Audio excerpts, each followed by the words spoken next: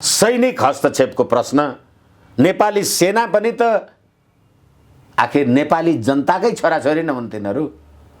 तिनीहरू पनि नेपाल छ र पो नेपाली भए देशको सम्प्रभुतामाथि नै प्रश्न उठ्यो भने यो देशको प्रधान सेनापतिले धेरैचोटि कहीँ कहीँ बोलेको मैले सुनिराखेको छु।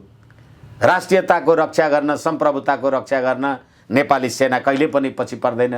राजाकोमा गएर मोहर राखेर ढोग्ने मान्छेहरू आज ककसकोमा गएर कति ठाउँमा मोहर राख्दै हुनु होला। सामन्त गोयलजीहरूसँग राख्नुहुन्छ कि विजय चौथाईवालसँग राख्नुहुन्छ कि सुब्रमण्यम स्वामीहरूजीसँग राख्नुहुन्छ कि 275 पार्लियामेन्ट प्रतिनिधि सभा, 59 जना राष्ट्रिय सभा, 550 जना प्रदेश सभा अनि 8-8 वटा टुलमा राखेर सलामी लिने प्रदेश प्रमुख अनि यो राष्ट्रपति र यो प्रधानमन्त्री अनि तिमीहरू भूतपूर्व र बालवाला भनेर अर्बौं मुलुक लुटेको नेपाली जनताको रगत होइन त्यो। त्यो देशको ढुकुटी प्रधानमन्त्रीलाई मन परी गर्ने अधिकार छ? नेपाली जनताको अधिकार जाने। तपाईले रात दिन खाइ नखाइ राज्यलाई तिरेको कर, त्यसको सुविधा चाहिँ तपाई मर्न लाग्दा अस्पताल नपाउने अनि तपाई चाहिँ भूतपूर्व भएर पनि हेलिकप्टर उडाउने सरकारी पैसामा। अनि यो गयो रे, कसको के बिग्रियो नेपाली जनतालाई? निर्वाचनमा जानबाट तपाईले रोक्नुभयो भने अनि त्यहाँबाट खड्ग ओलीजीसँगै सँगसँगै साथ लागेर एउटै आठराईमा जन्मेका पैदा भएका काम कार्यवाही गर्ने मान्छेहरू नजानेर पीडाका साथ अहिले भन्न थालेका छन्, नजानेर पो हामी त गणतन्त्रवादी भएछौँ, कम्युनिस्ट भएछौँ, राज संस्थाले नै मुलुकको उन्नति गर्दो रहेछ भनेर आफ्नो आफ्नो क्षेत्रमा विज्ञता हासिल गरेका मान्छेहरू भन्न लागिराखेका छन्। अब यो देशका भूतपूर्व प्रधानमन्त्री भएका 17,000 नेपाली जनता मार्नका लागि प्रचण्डजी सँगै काम गरेका बाबुराम भट्टराईजीहरू अहिले पनि त्यो विजय चौथाईवालवाला मानिसहरू, भारतीय राजनीतिका उच्च पदस्थ व्यक्तित्वहरू अहिले पनि बाबुराम भट्टराई त जेएनयूमै बसेर त्यही जेएनयूकै अन्तर्गत दाल भात खाइराखेका छ कि भन्ने खालका आम सञ्चारमा उहरू पनि देखिराखेका छन्। यस कारणले गर्दाखेरि यो राज्य प्रणाली नेपाली जनताको राज्य प्रणाली रहेन। र अर्को कुरा के हो भनेदेखि यो व्यवस्थासँग जनताको कुनै सरोकार पनि देखिएन। हिजो जुन अपराध कर्मबाट नेपाली जनताकै हत्या गरेर नेपाली जनताकै मत पायौँ भनेर नेपाली जनताकै लागि राज्य सत्ता गर्छौँ, राज्य सत्तामा छौँ भन्नेहरू जे छन् तिनीहरूको गाई जात्रा, चाहे त्यो सर्वोच्च अदालतको गतिविधिलाई पछिल्लो गतिविधि हामी हेरौँ, चाहे त्यो प्रतिनिधि सभाको एउटा सरकार बनाउन नसक्ने अकर्मण्य गतिविधिलाई हेरौँ, चाहे भर्खरै म विश्वासको मत लिन सक्दिनँ भनेर भर्खरै मसँग 153 जना मान्य सदस्यहरूको सहमति छ भन्ने प्रधानमन्त्रीको गतिविधिलाई हेरौँ, अनि भर्खरै राष्ट्रिय एकता अखण्डताको प्रतीक हुने राष्ट्रपतिको गतिविधिलाई हेरौँ। राष्ट्रपतिलाई औपचारिक रूपमा तिमी भनेर सम्बोधन गर्छन् यो देशका मान्छेहरू, जसलाई तपाईहरूले बनाएको संविधानले राष्ट्रिय एकताको प्रवर्धन गर्ने प्रतीकको रूपमा लेख्नु भएको छ। तपाईले संविधानको धारा 61 मा त्यो पदीय हैसियतको मान्छेहरूलाई तपाईहरू तिमी भनेर सम्बोधन गर्नुहुन्छ। र अहिले तपाईले नाम लिनुभयो, अब भारतका नरेन्द्र मोदीजी होलान्, सोनिया गान्धीजी होलान्, उहाँहरूलाई त गएर तपाईँ भनेर साष्टाङ्ग दण्डवतै गर्नुहुन्छ होला। 12 बुँदे समझदारी गर्दा पनि त्यही गर्नुभयो होला भनेदेखि यो राज्य प्रणाली नेपाली जनताको लागि भएन भन्ने कुरा यी पछिल्ला गतिविधिहरू अहिले मैले जति घटनाक्रमहरूलाई निहाल्दा विश्लेषण गर्दा अहिले यो गणतन्त्रको व्यवस्थामा प्राय चाहिँ जनताको एक प्रकारको वृतृष्णा नै जाएको छ। हिजो कम्युनिस्ट आन्दोलनमा लागेर आफ्नो जीवन नै बिताएकाहरू राजाको विरुद्धमा लागेर ठुलो गल्ती गरिएछ, उहाँहरूले माफी पनि मागिरहनु भएको छ। सँगसँगै यता बाबुराम भट्टराईले भारतप्रति जुन प्रकारको टिप्पणी गरेका छन् र त्यो टिप्पणीको जस्तो प्रकारको उत्तर दिनुभएको छ विजय चौथाईवालाले, यसभन्दा अगाडि पनि तपाईले हाम्रो अन्तर्वार्तामा के भन्नुभएको थियो भने राजनीति सिधा बाटो कहिले पनि हिँड्दैन, प्रतीक्षा गर भन्नुभएको थियो, समयले मानिसलाई कहाँ कहाँ पुर्याउँछ भन्नुभएको थियो। यी सम्पूर्ण घटनाक्रमलाई निहाल्दाखेरि राज संस्था ल्याउने बाटोतर्फ नेपाल पनि गइरहेको छ, त्यसमा हिडन रूपमा चीन र भारतले पनि त्यसमा भूमिका खेलिरहेको छ भन्ने यस्ता प्रकारका कुराहरू आइरहेका छन्। यो सत्यता नै हो यो विषयहरू? किनभनेदेखि यो देशका विद्वान बुद्धिजीवीहरू पनि अहिले हामीले देशको भूगोललाई पनि देशको छिमेकलाई पनि सम्बोधन गर्न सकेनौँ भनिराख्नु भएको छ।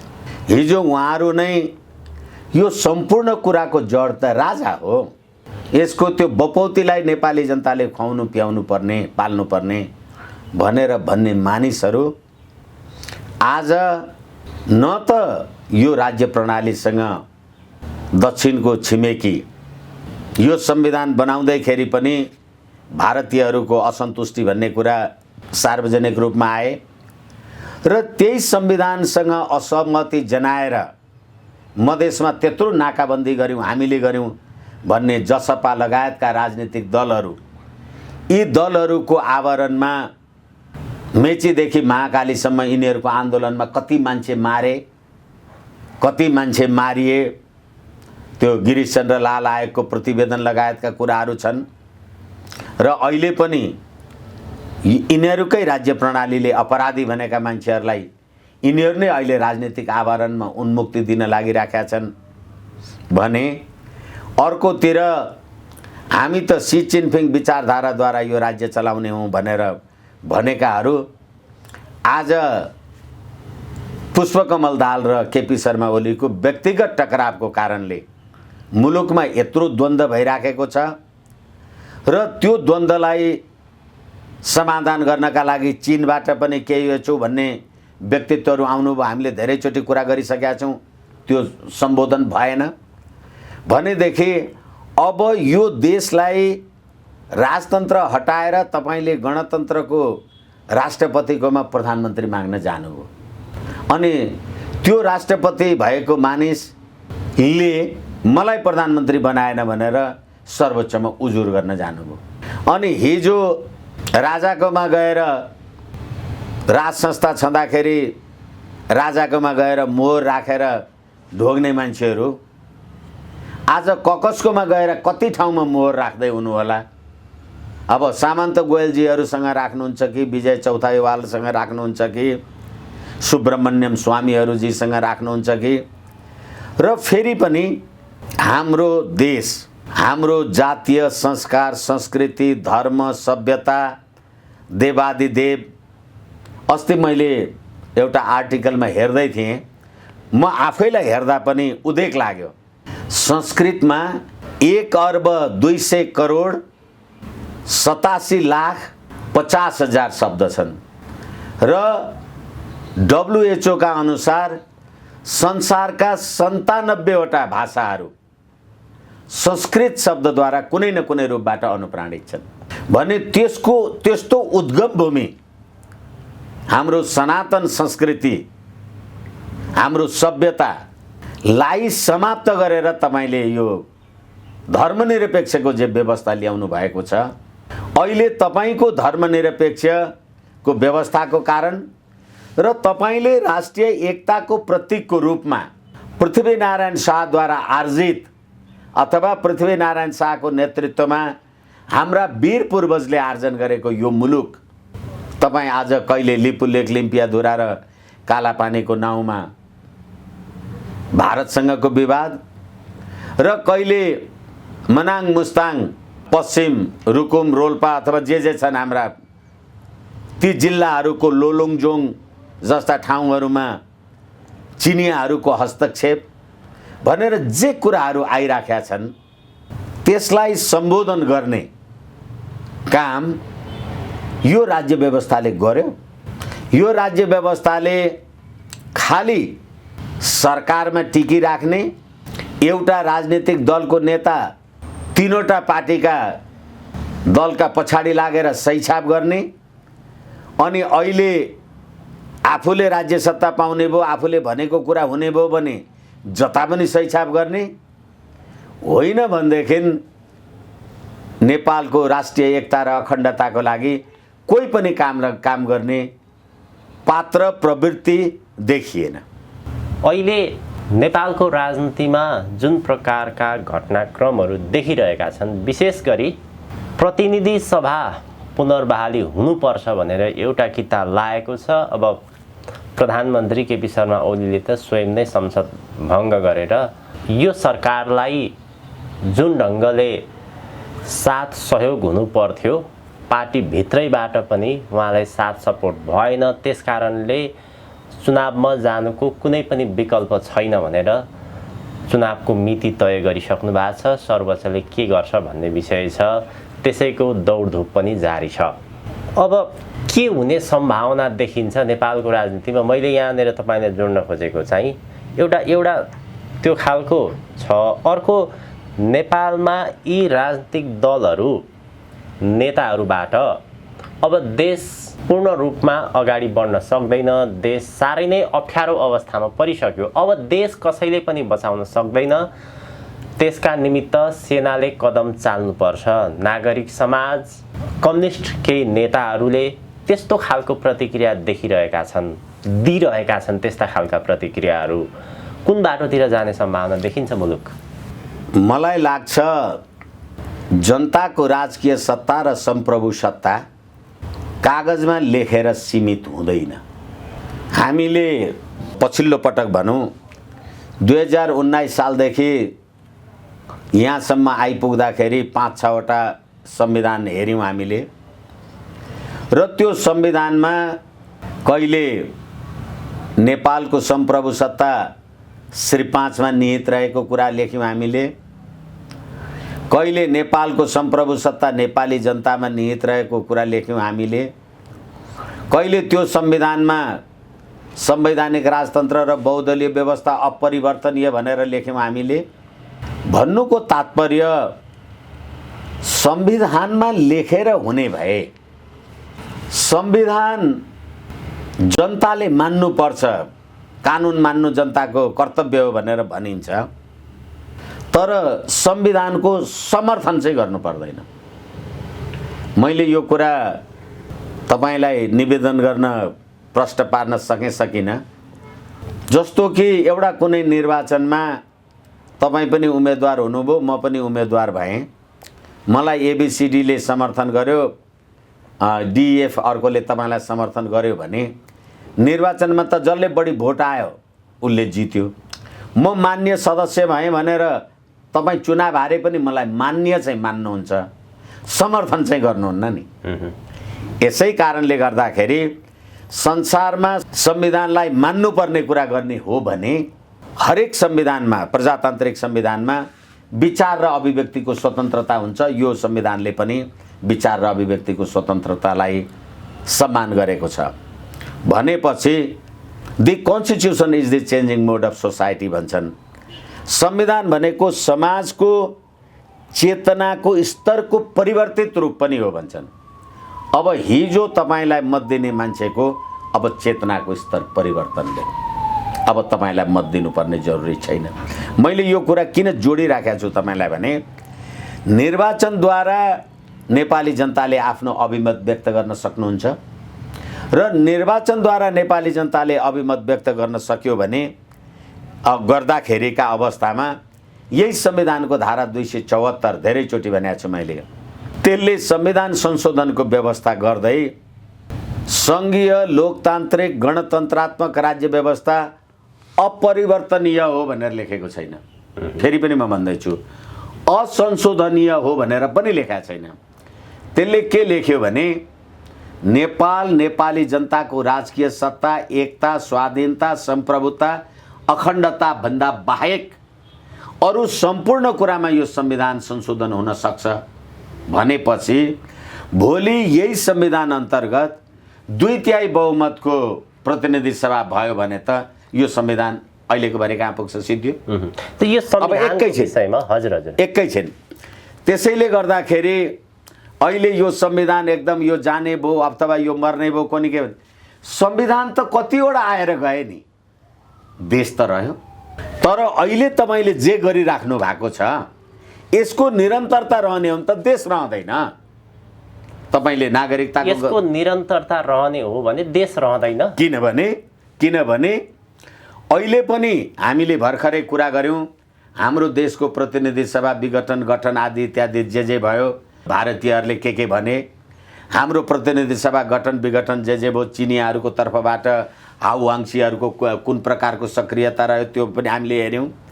र कूटनीतिक आचार संहिता 2068 बमोजिम एउटा सार्वजनिक जिम्मेवारी जवाबदेही व्यक्तित्व रहेको मान्छेले विदेशी कूटनीतिक क्षेत्रको मान्छेलाई भेट्दा परराष्ट्रको अधिकारी राख्नुपर्छ भन्थ्यो। श्यामचरण जस्ता मान्छेहरू नेपालमा आयो भने यो देशका कतिवटा भूतपूर्व प्रधानमन्त्रीहरू लाइन लागेर जान्छन् र तिनीहरू उहाँसँग के कुरा गर्छन् नेपाली जनतालाई थाहा हुँदैन। सामन्त गोयल, मुकुन्द नरवडे लगायतका मान्छेहरूसँग, सामन्त गोयलहरूसँग प्रधानमन्त्रीजीहरू मध्यरातमा के कुरा गर्नुहुन्छ नेपाली जनतालाई थाहा हुँदैन। अनि त्यो देश, नेपाली जनताको देश अब अहिले गर्दै तपाईँले प्रतिनिधि सभा विघटन गरेर, आज पनि म अखबारमा हेर्दै थिएँ, होइन जन्मसिद्धलाई वंशजको नागरिकता दिँदा देशै जान्छ र भनेर लेखे। तपाईँले जन्मसिद्ध भनेर पारीबाट आएका तमाम मान्छेहरूलाई जन्मसिद्धको पहिले नागरिकता दिनुभयो अनि अहिले तिनीहरूलाई चाहिँ तपाईँ वंशजको नागरिकता दिँदै हुनुहुन्छ भनेपछि राष्ट्रियता नै समाप्त हुँदैछ यो। हजुर, र फेरि अर्को कुरा, प्रतिनिधि सभा, ए बाबा तपाईँ नेपाली जनता, तपाईँले भोट दिएर पठाएको प्रतिनिधि सभाले त्यो नागरिकता विधेयक पास गर्न नसक्ने, अनि तपाईँले भोट दिएको प्रतिनिधि सभा विघटन गरेर अनि तपाईँ नागरिकता अध्यादेश ल्याएर सारालाई जन्मसिद्ध नागरिक बनाउने, नेपाली बनाउने तपाईँ। यदि यो संविधान निरन्तर रहने हो भने देशै रहँदैन यहाँले भनिरहँदाखेरि शेरबहादुर देउवा, पुष्पकमल दाहाल प्रचण्ड, बाबुराम भट्टराई, नेपालका संविधानविदहरूले के भनिरहेका छन् भने यदि यो प्रतिनिधि सभा पुनर्बहाली नहुने हो भने संविधान पनि रहँदैन, गणतन्त्र पनि रहँदैन। त्यसकारणले यो दुईटा कुरालाई जोगाउन पनि प्रतिनिधि सभा पुनर्बहाली हुनै पर्ने आवश्यकता छ। त्यसका लागि जोडबलका साथ हामी लागौँ, एकता गरौँ भनिरहनु भएको छ उहाँहरू। मलाई हाँस उठ्दैन, उहाँहरू किन उल्टो बाटो हिँडिरहनु भएको छ त्यसो? होइन, मलाई मेरो प्रति प्रश्न छ, मलाई हाँस उठ्छ यो कुरासँग। यो सङ्घीय लोकतान्त्रिक गणतन्त्रको संविधान, धर्मनिरपेक्षको संविधान भनेर तपाईँ अर्बौँको राजस्वको सुनको जलाहारी पशुपतिमा किन चढाउनुहुन्छ? यो संविधानको के अर्थ हो? र गुठी सम्बन्धी मुद्दामा सम्मानित सर्वोच्च अदालतले फैसला गरेको छ कि हाम्रा गुठी, मठ, मन्दिर, धर्म, संस्कृति, धरोहरहरू यी राष्ट्रिय निधि हुन्, यिनीहरू समाप्त भयो भने राष्ट्रियता समाप्त हुन्छ भनेर फैसला गर्नुभएको छ 2074/6/18 गते। भनेदेखि तपाईँ धर्मनिरपेक्ष संविधानको शपथ ग्रहण गर्नुभएको मान्य न्यायाधीश हो, तपाईँले धर्म संस्कृतिको रक्षाको लागि फैसला गर्नुहुन्छ। कसलाई चाहिएको छ यो संविधान? भर्खरै हामीले कुरा गऱ्यौँ, नेपाली जनताले गणतन्त्र दिवसमा राज संस्था योभन्दा कति सर्वोत्कृष्ट हो भनेर भने। कसको लागि चाहियो यो संविधान? अर्को कुरा, फेरि अहिले कोरोना महामारीमा तपाईँ हामी खान नपाएका र अब त 2 महिना हुन लाग्यो लकडाउन भएको, रोजी रोटी गर्न मान्छे खान नपाएर मरिरहेका छ, औषध उपचार पाएको छैन। अहिले तपाईँ 844 जना मान्छे तपाईँ संसद सदस्यहरूलाई राष्ट्रको ढिकुटीबाट अर्बौं लुटाउनु भएको छ। नेपाली जनतालाई चाहिएको छ त्यो? तपाईँ राष्ट्रको ढिकुटीबाट अर्बौं सुख सुविधा लिँदाखेरि सडकमा ज्यामीले बाटो खन्दा अथवा भारी बोक्दाखेरि तपाईँलाई 5 रुपियाँ तिरेको घर खाने तपाईँ होइन? तपाईँ जस्तै शोषक यो राष्ट्रघाती प्रणाली किन छ? के पायो नेपाली जनताले? तपाईँ त खाइराख्नु भएको छ। शेरबहादुर देउवा लगायत अथवा वरिष्ठ विद्वान लगायतलाई सोध्नुहोस् न, अहिले प्रतिनिधि सभा भङ्ग भएको बेला छ, कति राज्य कोषबाट खानु भएको छ? प्रतिनिधि सभा भङ्ग भयो, संसदीय दलमा गएर बैठक बस्नुहुन्छ होइन? प्रतिनिधि सभा भङ्ग भयो, त्यसको साधन स्रोत प्रतिनिधि सभा भङ्ग भयो, त्यो ट्याक्लो लगाएर हिँड्नुहुन्छ होइन, संसद सदस्यको लोगो लगाएर हिँड्नुहुन्छ होइन। प्रतिनिधि सभा भङ्ग भयो, राज्यले दिएको सुविधाको गाडी चढेर हिँड्नुहुन्छ होइन। के दिनुभयो जनतालाई? अनि यो व्यवस्था कसको लागि चाहियो? अहिले उनीहरूले यो संविधान पनि जान्छ, गणतन्त्र पनि जान्छ। संविधान जाओस् न, गणतन्त्र जाओस् न, नेपालीलाई के नोक्सान पर्यो? संविधान त 5 वटा गए, 6 वटा गए, 7 वटा जान्छ होइन। उहाँहरू सरकारको विरोध पनि गर्नुहुन्छ। ओली र विद्या भण्डारी प्रधानमन्त्री र राष्ट्रको विरोध पनि गर्नुहुन्छ। सरकारको सेवा सुविधा पनि लिइरहनु भएको छ। ओली र भण्डारीले संविधान र गणतन्त्र समाप्त पार्ने बाटोतिर लानुभयो पनि भन्नुहुन्छ।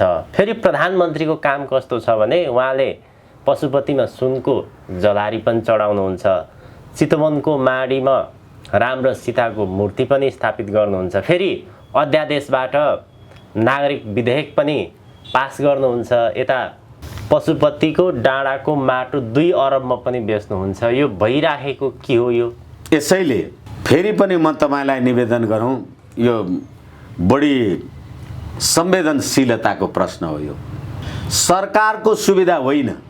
फेरि पनि म भन्दैछु, तपाईँ नेपाली जनताको रगत खाइराख्नु भएको छ। मैले तिर्या कर होइन त्यो। को त्यो सरकार कहाँबाट आउँछ त्यो पैसा? कसले दिन्छ? केपी ओलीजी अहिले गाडी मोटर अथवा हेलिकप्टर जे चढ्नुहुन्छ कहाँबाट आउँछ त्यो?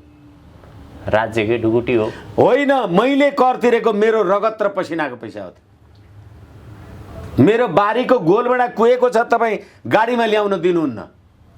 अनि कर तिर्ने, टेलिफोनको बिल तिर्ने, बिजुलीको बिल तिर्ने 5 दिन तलमाथि भयो भनेर तपाईँ मसँग कर लिनुहुन्छ।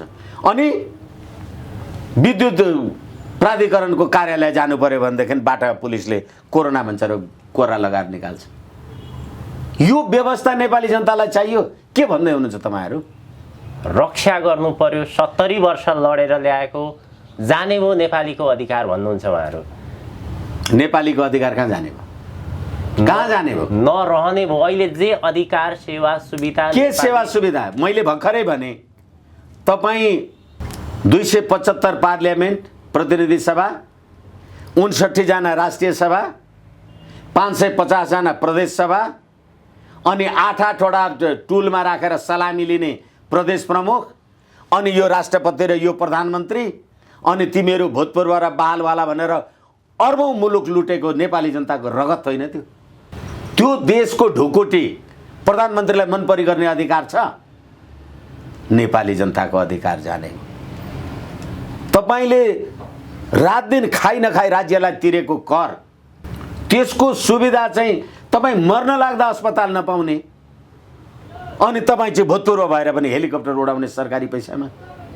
अनि यो गयो रे, कसको के बिग्रियो नेपाली जनतालाई?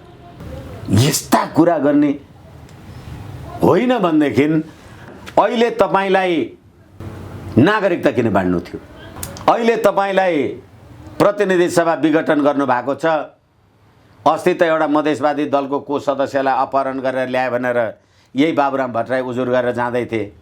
अहिले जसपावाला हेर्नुहोस् त, त्यो निर्वाचन आयोगमा सारा जनता खाना नपाएर मरेको छ, महामारी र व्याधिले मरेको छ। राज्य सत्तामा बसेकालाई के चाहिँ दुःख छ मलाई भन्नुहोस् न? अक्सिजन सिलिन्डर तपाईँ लगेर घरमा लुकाउने, अनि यो व्यवस्था चाहियो नेपाली जनतालाई? मलाई त लाग्छ योभन्दा ठुलो पीडा, योभन्दा ठुलो नेपाली जनताको लागि अभिशाप यो गणतन्त्र र यो संविधान, यो अभिशाप हो। हजुर, नेपाली जनताले वास्तवमा यो व्यवस्थामा कस्तो प्रकारको पीडाहरू भोगिरहेका छन् त्यो हामीले प्रत्येक दिन जसो हाम्रो समाजमा अथवा मिडियाहरूमा प्रत्यक्ष देख्न र भोग्न पाइरहेका छौँ। निष्कर्षमा जाउँ हामी, अहिले जुन प्रकारका घटनाक्रमहरू देखा परेका छन्, सबै प्रकारका मानिसहरूमा सबै प्रकारको आफ्नै प्रकारको दुःख पीडा यी यावत विषयहरू छन्। यद्यपि अहिले सरकार निर्वाचनमा जाउँ भन्ने कुराहरू गरिरहेको छ। माधव कुमार नेपालको एउटा समूह शेरबहादुर माओवादी केन्द्र बौद्धिक वर्गहरू प्रतिनिधि सभा पुनर्बहाली गर्नुको अर्थ छैन भन्ने खालको कुराहरू आइरहेका छन्। वास्तवमा अहिलेको अवस्थामा हुनुपर्ने चाहिँ के हो त? त्यसै कारणले अहिले हामीले जुन एउटा चित्रण गऱ्यौँ त्यो चित्रणलाई हेर्दाखेरि वास्तवमा नेपाली जनताको हाल के देखिन्छ र नेपाली जनताको लासमाथि अहिले पनि तपाईँहरू भ्रष्टाचार गर्ने र नेपाली जनताले तिरेको कर खानका लागि अघि मैले भनिहालेँ राज्यको तर्फबाट राज्यको नाउँमा हामीले तिरेको कर लिएर जुन भौतिक सुख साधन तपाईँ उपभोग गरिराख्नु भएको छ नेपाली जनताले के पायो। यसैले निर्वाचनको माध्यमद्वारा नेपाली जनताले अब आफ्ना प्रतिनिधि हौँ हिजो प्रतिनिधि भएर आएकाहरू र अर्को कुरा नेपाली जनताको नाउँमा नेपाली जनताको सम्प्रभु सत्ताका नाउँमा राष्ट्रद्रोह गर्ने तिमी समानुपातिकवालाहरू आएर जसलाई नेपाली जनताले एक भोट हालेको छैन, करोडौँ करोडौँमा सभासद संसद सदस्य खरिद बिक्री गरेर आएकाहरू, अनि तिमीहरू सरकार बनाउने र निकाल्नेमा कहिले यता सही गर्ने कता उता सही गर्ने, नेपाली जनताले समानुपातिकमा आएको मान्छेलाई कता सही गर भनेर भनेको थियो। अनि तपाईँलाई एउटा राजनीतिक दलको घोषणापत्र निर्वाचन चिन्ह लगायतका नाउँमा मत दिएर मैले पठाएँ अनि तपाईँ अहिले मन परी गरेर कहिले यता घोडदौड गर्नुभएको छ कहिले यता घोडदौड गर्नुभएको छ। यो गाई जात्रे व्यवस्थाको विकल्पमा अब ठिक छ निर्वाचनमा जाने कुरा नेपाली जनताले आफ्नो निर्णय गर्छन्, तर तपाईँ आफू अझै मुलुक लुट्न पाउँछु भनेर जनताकोमा जानै परेन, ऊ सर्वोच्च जानुहुन्छ। नेपाली जनताले भनिरहेका छन् यो संविधान यो गणतन्त्र वास्तवमा नेपाल र नेपाली जनताको लागि होइन रहेछ, यो असफल भइसक्यो, एउटा चरम रूपमा गइसक्यो, अब सेनाले स्टेप चाल्नुपर्छ, अरू कुनै पनि विकल्प छैन भन्ने खालका कुराहरू आइरहेका छन्। त्यसमा त्यो पक्षमा तपाईँहरू उभिनु भएको छ कि छैन? अहिले होइन, अहिले मेरो विचारमा तपाईँले नेपाली जनतालाई आफ्ना प्रतिनिधि रोज्ने अधिकारबाट वञ्चित गर्दै गर्नुभयो भने सर्वोच्च अदालत लगायत त्यहाँ रिट निवेदक अथवा केपी ओली लगायतका मान्छेहरूलाई म निवेदन गर्दैछु, अहिले प्रधानमन्त्रीले जनताको अभिमत लिन जान्छु भनेपछि तपाईँले जनतालाई अभिमत व्यक्त गर्न दिनुस् न, सेना प्रयोगै गर्नु परेन नि। के भन्छन् जनता? किनभने अभिमत व्यक्त गर्ने त निर्वाचन हो, निर्वाचनमा होला। अब यो अहिलेको राज्य व्यवस्थाले ठिकै गरेको छ भन्यो भने तपाईँलाई 2/3 दिएर पठाउला, होइन यो गणतन्त्र त यो काम लागेन भन्यो भने हामी जस्ता राजावादी हौँ भन्ने मान्छेहरूलाई 2/3 दिएर पठाउला। तर तपाईँ जनताको अभिमत पनि लिन नदिने तपाईँ, राज्य सत्तामा एउटा वैकल्पिक सरकार पनि बनाउन नसक्ने तपाईँ, अनि मुद्दा हाल्नलाई अदालतमा जाने पनि तपाईँ, तपाईँले भनेको न्यायाधीश पनि राखिदिनु पर्ने पनि फेरि पनि तपाईँ। यो गाई जात्रा हेर्नलाई यो व्यवस्था ल्याएको हो र नेपाली जनताले। एक भने अर्को कुरा 62-63 ढुङ्गा हान्दा के भनेर हानेको थियो यी जनता? 12 बुँदे समझदारी त दिल्लीमा प्रणब मुखर्जीहरूले बनाउनु भएको थियो। त्यसैले मैले धेरैचोटि भन्ने गरेको छु, घोडालाई पीठमा को बसेको छ थाहा हुँदैन, काम कुद्ने मात्रै हो भने जस्तो मलाई लाग्छ अब जनताको आँखा पनि खुल्यो होला। ओहो यो 62-63 जे गरिएको थियो यो त वास्तवमा राष्ट्र र जनताको हितमा त रहेन रहेछ भनेर नेपाली जनताले त बुझे। जन्मजात कम्युनिस्ट भएका मान्छेहरू अहिले होइन राज संस्थाको विरुद्धमा बोलेर ठुलो घात गरिएछ, राज संस्था स्थापना गर्नका लागि त जुनसुकै बलिदान गर्न पनि अब तयार हुनुपर्छ भन्न थालेका छन्। तपाईँ नेपाली जनतालाई त्यहीँ जानबाट रोक्दै हुनुहुन्छ र सुरुमा आदरणीय पत्रकार महोदय तपाईँले राख्नुभएको प्रश्नअनुसार होइन यो दक्षिणको तर्फबाट अथवा उत्तरको तर्फबाट पनि अस्थिरताको बारेमा कुरा उठ्यो, त्यसैले राज संस्थाको कुरा र धर्मको कुरा गर्ने हो भने नरेन्द्र मोदीजीको बारेमा मात्रै अथवा भारतको बारेमा मात्रै, हिन्दू राष्ट्रको बारेमा मात्रै भनेर किन कुरा गर्नुहुन्छ? हिन्दू राष्ट्रभित्रै हाम्रो बुद्ध धर्म पनि होइन नेपालभित्रै।